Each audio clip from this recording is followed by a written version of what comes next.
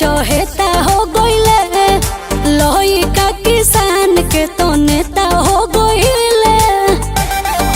एहो कौन भैया सबके चहेता हो गइले, लोही का किसान के तो नेता हो गइले।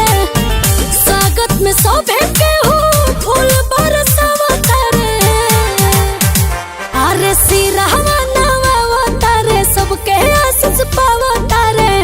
एलसी पर चढ़ के एमएलसी साहब आवता रे, एलसी पर चढ़ के एमएलसी साहब आवता रे।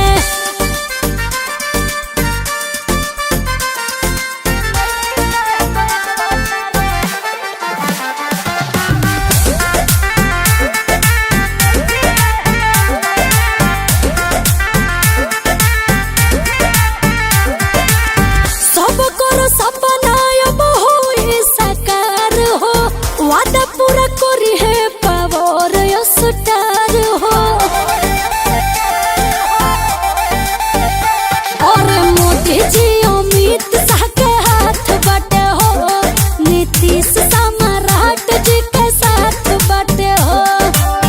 मांझी जी चिराग भैया माला पहिरावता रे, अरे सिरहवा सबके आशीष पावता रे। एलसी पर चढ़ के एमएलसी साहब आवता रे, एलसी पर चढ़ के एमएलसी साहब आवता रे।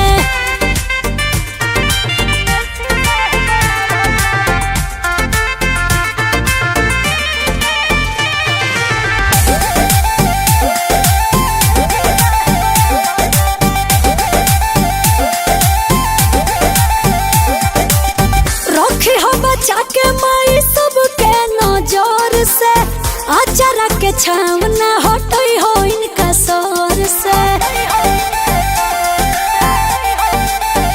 सारा जनता के इन पे विश्वास बाटे हो, बच्चा बच्चा इनको तो खास बाटे हो।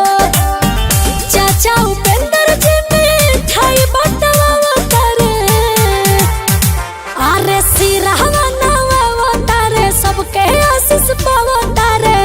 एलसी पर चढ़ के एमएलसी साहब आवता रे, एलसी पर चढ़